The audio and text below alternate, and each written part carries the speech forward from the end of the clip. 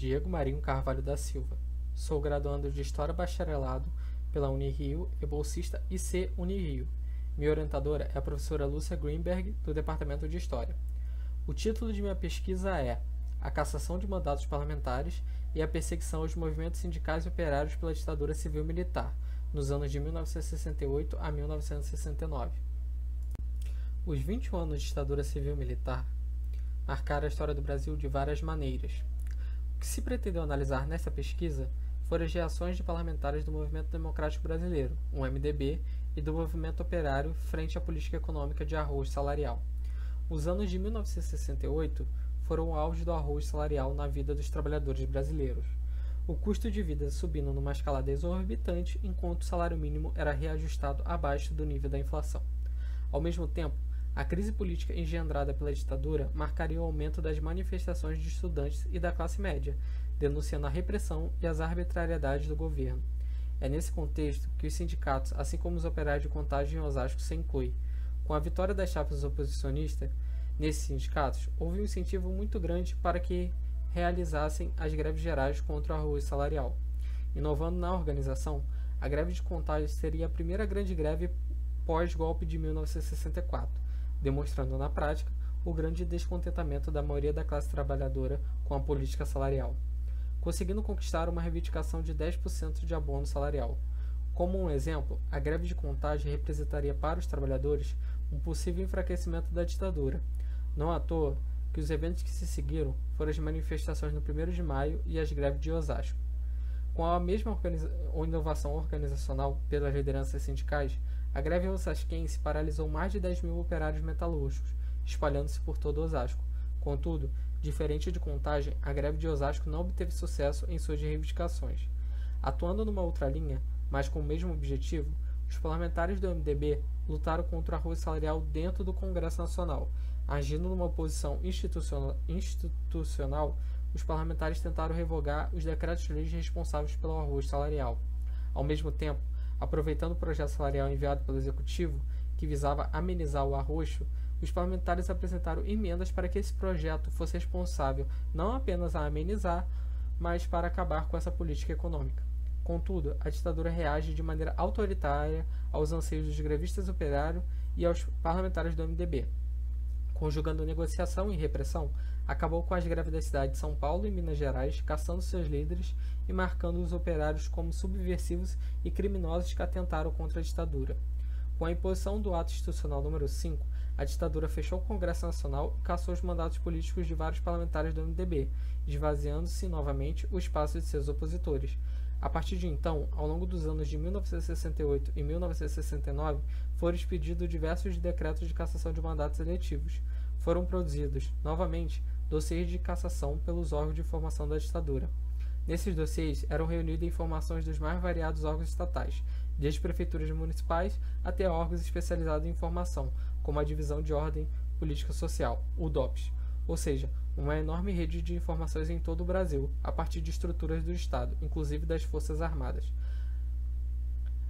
Os dossiês contam, em média, com 50 a 150 páginas por parlamentar, com ficha descritiva da vida pessoal, política e profissional.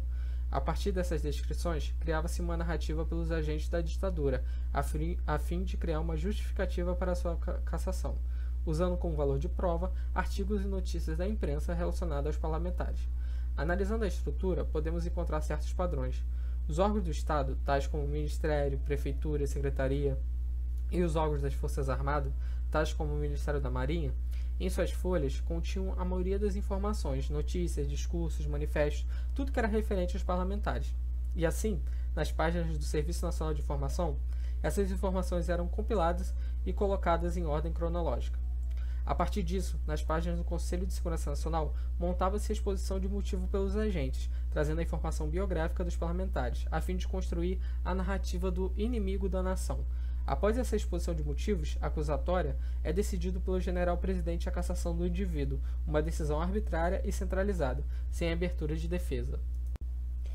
O objetivo da pesquisa, portanto, foi investigar a institucionalização da repressão na ditadura civil-militar brasileira, analisar o impacto do AI-5 na vida política e profissional dos parlamentares do MDB e do movimento sindical operário, para poder contribuir com os estudos relativos à luta oposicionistas contra o regime militar ditatorial de 1964. Iniciei essa pesquisa fazendo o levantamento bibliográfico sobre os movimentos operários da década de 60 e com os parlamentares do Movimento Democrático Brasileiro, o MDB, que foram caçados em 1969. Nesse levantamento, encontrei diversas referências sobre a greve de Contagem de Osasco e a luta do movimento operário contra a lei salarial da ditadura, que ficou conhecido como arroz salarial. Após o levantamento bibliográfico, realizei a pesquisa nas fontes primárias para compreender as ações dos parlamentares do MDB. Recorri, então, aos anais do Congresso Nacional. Nessa fonte, pude encontrar diversos discursos, manifestos e propostas de leis pelos deputados do MDB. Analisei suas iniciativas contra a ditadura e organizei a prosopografia de suas trajetórias políticas, com os verbetes do Centro de Pesquisa e Documentação de História Contemporânea no Brasil, o CPDOC. Ademais, comparei suas trajetórias políticas encontradas no CPDOC com a trajetória de seus dossiês de cassação, feita pelos órgãos de informação da ditadura.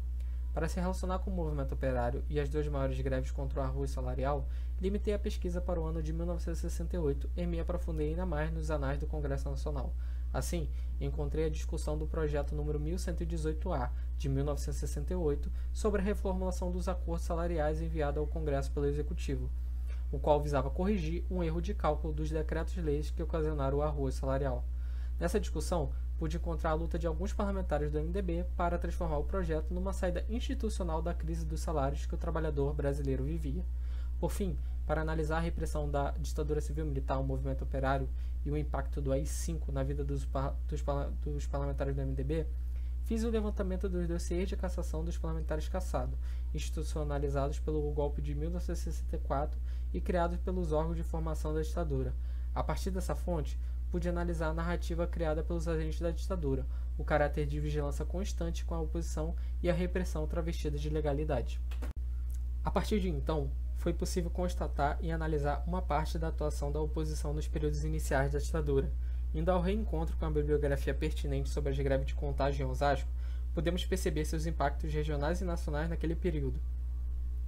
A eleição de chapas oposicionistas no sindicato dessas duas cidades pôde contrapor com as lideranças sindicais do Partido Comunista Brasileiro, o PCB, que notadamente tinham divergências quanto à forma de se atuar contra a ditadura. A partir disso, as greves de Contagem de Osasco surgem de forma regionalizada, colocando sua pauta contra o arroz salarial na primeira ordem do dia. Ademais, seu impacto foi conhecido por todo o Brasil, sendo considerado um símbolo de uma classe trabalhadora insatisfeita com a ditadura e sua política econômica. Já o estudo da atuação dos MDBistas no Congresso Nacional nos permite enxergar o MDB como uma oposição que se legitimava, uma oposição que ia de encontro com os anseios da classe trabalhadora e se posicionava de forma vigorosa, mesmo sendo limitados pela censura e o medo de um processo de cassação a cada discurso manifesto proferido contra a ditadura. Em contrapartida, a ditadura impõe repressão às greves e perseguição de sua liderança, transformando-os em criminosos que atentam contra a nação. Com a edição do AI-5, a ditadura acaba com os poucos resquícios democráticos, caça-se mandatos eletivos e cria-se uma narrativa acusatória e difamatória com os dossiês de cassação.